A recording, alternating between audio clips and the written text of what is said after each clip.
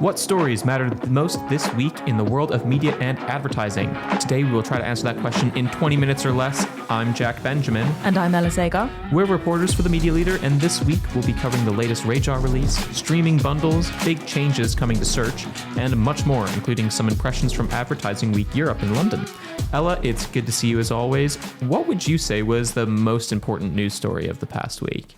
So Rajar is going to be coming out this week, the radio audience results for Q1. But in terms of important stories that affect the whole industry, I think it has to be the A&A media report takeaways. So it's an annual report that they've put together about principal media and some really strong recommendations in there. So I think that's something that we really should be talking about more. What is principal-based media or principal media or PM, I suppose? PM for short. It's where a media agency can resell media inventory to their clients at a price that is higher than what they paid for it for themselves. And it brings up all of these kind of issues about transparency and trust, and a lot of auditors have an issue with it, and it's quite hard to track, and it's led to the ANA's report saying media agency contracts and clients should sort of ban principal media from their contracts and explicitly say they don't want that media. Interesting. So there was a particularly good quote that I think stood out from the ANA report that we covered, and you can go read the full report on themedialeader.co.uk. The quote said, "I don't know if my agency is recommending PM because it's the best media for me or the best media for them." Can you sort of explain what they might be meaning by when they said that? I think it's that quote it really sums up the issue, because what you as a brand is hiring a media agency to do is to make those media decisions that is going to benefit your business, drive those outcomes, and they are the experts, so you want to trust what they're recommending.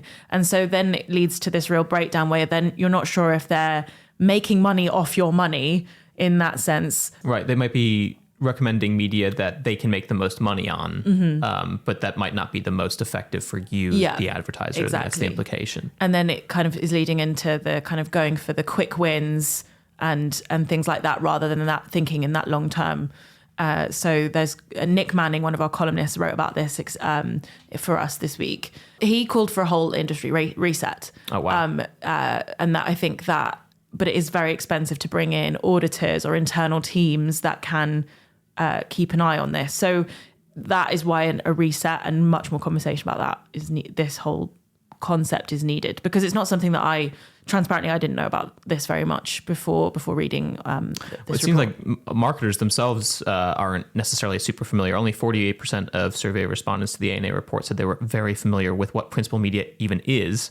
39% said somewhat familiar, 13% said not familiar. So you're not even unusual necessarily about not knowing so much about it. I mean, I think some takeaways from Nick's piece that I think are worth highlighting, and then we'll move on, because I know you want to talk about Rajar as well.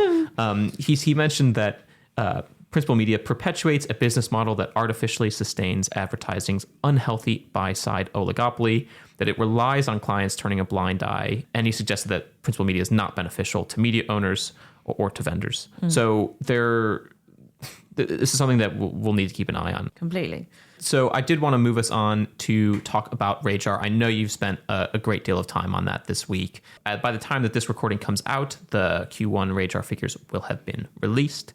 What are some of the biggest takeaways and trends that you're seeing as we get these figures in?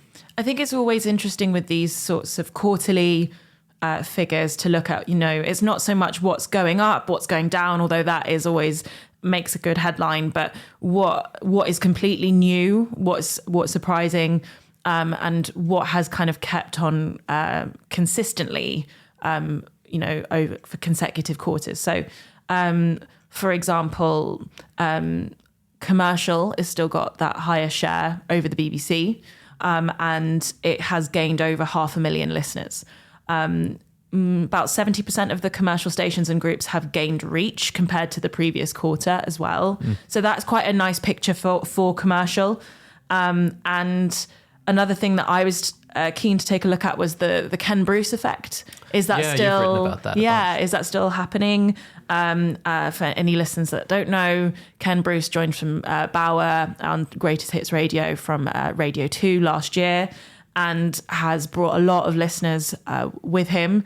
And he has now got over 4 million listeners on his show. Wow. So it's still growing. Still growing. It's about 300,000 listeners up on the previous quarter. So that is, there is a bit of a kind of, it's going to start slowing down. You can't kind of keep almost doubling that slot audience every time. That would be, magical. But it is a very interesting trend that, maybe an indicator that talent really is a driver, maybe more than people expected.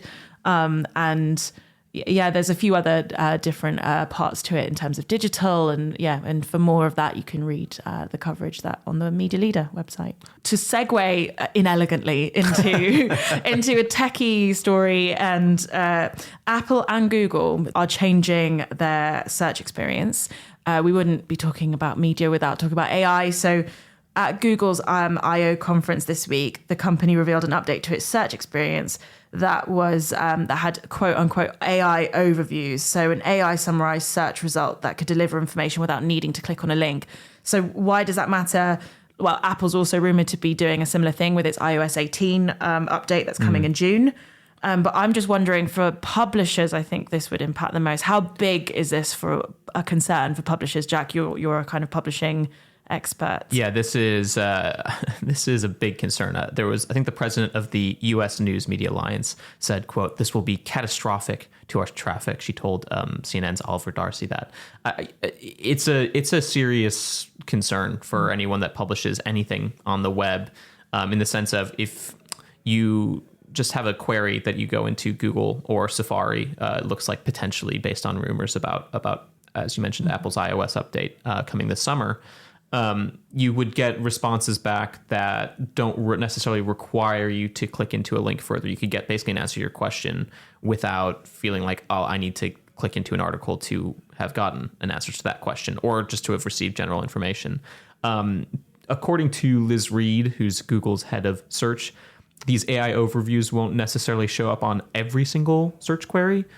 So like if you searched for Walmart, I think they, search would probably realize that you're trying to get to walmart.com, let's say, and would just show you that first. They wouldn't give you some big description about like what Walmart is or something like that. But for slightly more complicated queries, maybe if you had a question about what's going on, let's say in the news or other types of current events, it might just sort of summarize articles for you. And there are already other apps that are doing this. So one that I've been having a look at the past few months is Arc Search, which is an app. It's a browser app that allows you to, type in a search and have the AI quote unquote search for you, and then spits out the summary, and then you can click on links that it used to develop that information. But why would you click on those links unless you really needed to know a lot more? Because the summary does a good enough job of just telling you the basic information.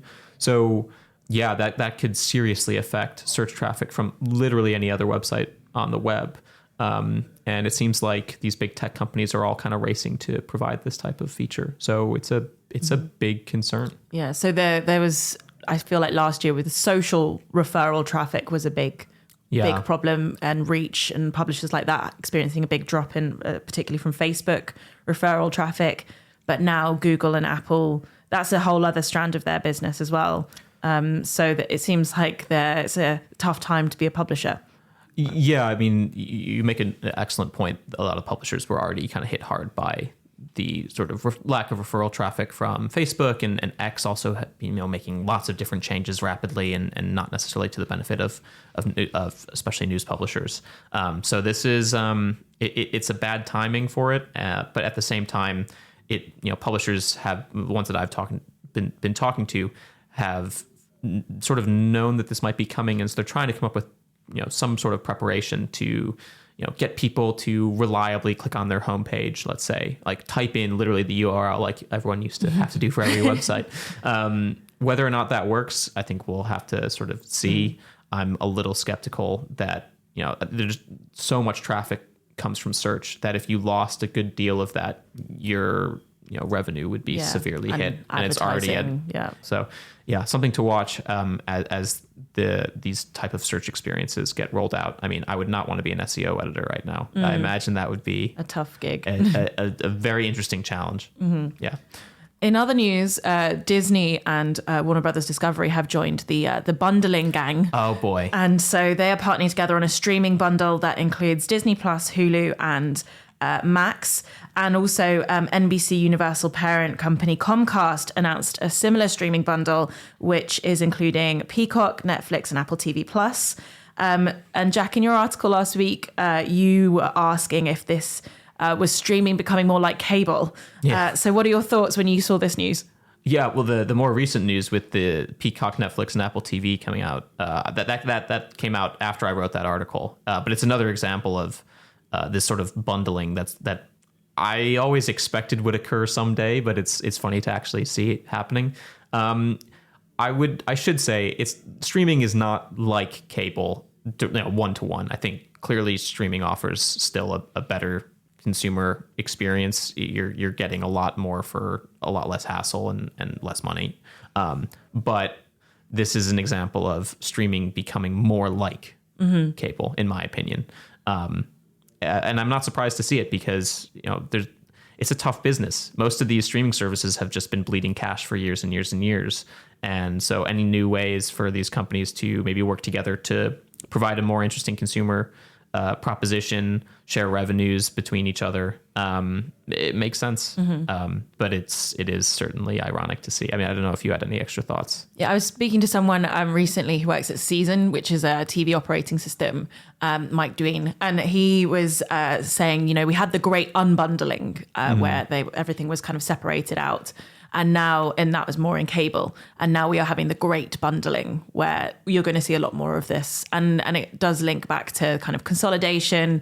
It is the cost of content, but also they are kind of learning from other companies, bringing in advertising, seeing what works, what doesn't work.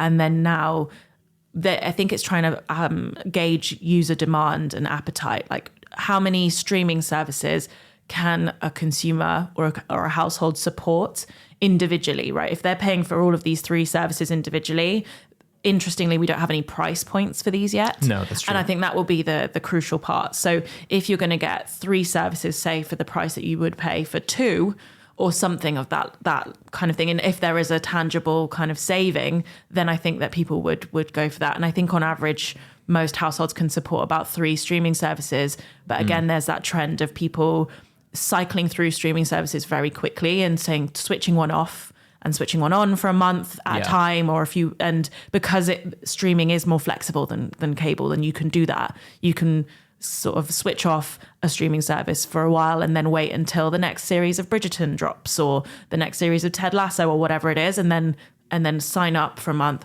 binge that, and then stop. Yeah. I mean, I think the idea behind these is that it would reduce churn. They'll be able to charge a higher price for the bundle, but yes, it will almost certainly be at a lower cost than it would take to buy any of these services individually. So yeah, the business case I think is strong, but from the consumer end, are people then going to be given more than they actually want? I think that was one of the big things with cable, is that you felt like you were paying way too much for, and most of it you didn't really want. Yeah. So I think with some of these streaming services, it's like, yeah, great. There's definitely stuff on Apple TV Plus I haven't seen yet. Maybe if I subscribe to the bundle, I can see that.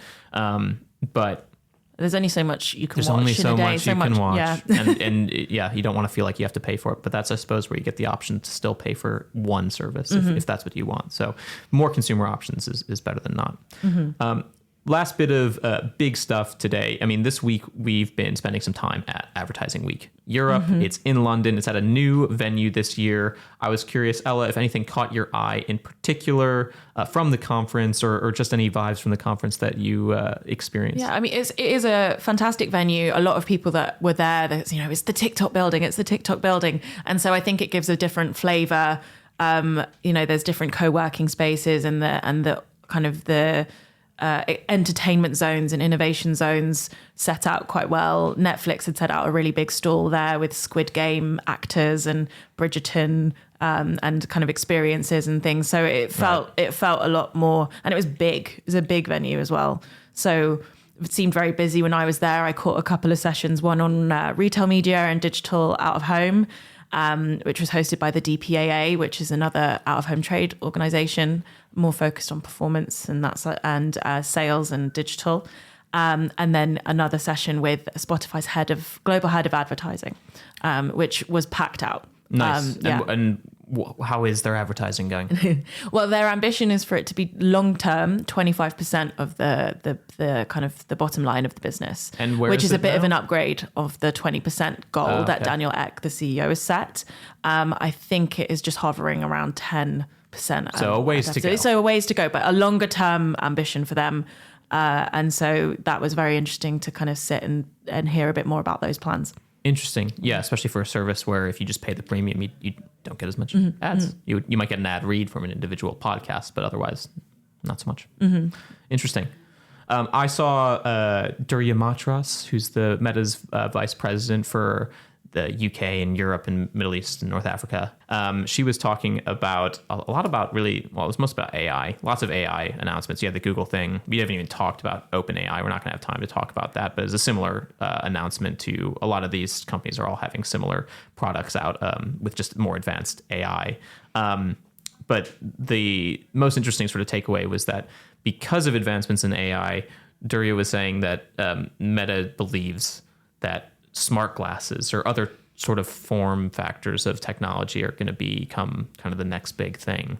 The good quote that she said was, "Phones had their time for the last few decades. The next form factor is going to be smart glasses." So Meta kind of is in the lead in that category with their partnership with Ray-Ban. So hasn't really necessarily took off huge with consumers yet, but that's not to say that it can't, especially with really advanced AI. You can just be looking at something and tap a button on your glasses and ask your AI assistant what's going on. Yeah, exactly. So definitely really cool tech.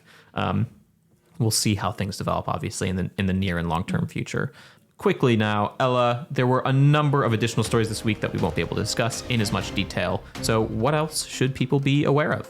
So it is Mental Health Awareness Week. So hopefully all you listeners out there have been able to prioritize your mental health this week. In relation, the IPA has awarded 67 companies with the People First promise for commitment to employee well-being. In TV news, Channel 4 streaming grew 22% year on year in April with a total of 6.5 billion viewer minutes, according to Barb data. And ITV also released its latest trading update last week, which showed total advertising revenue was up 3%, but this growth was offset by a 16% decline in ITV Studios revenue. Also in TV, broadcasters warned Ofcom and DCMS that linear TV will reach a, quote, tipping point, unquote, where it is not viable because of rising distribution costs and a move to online.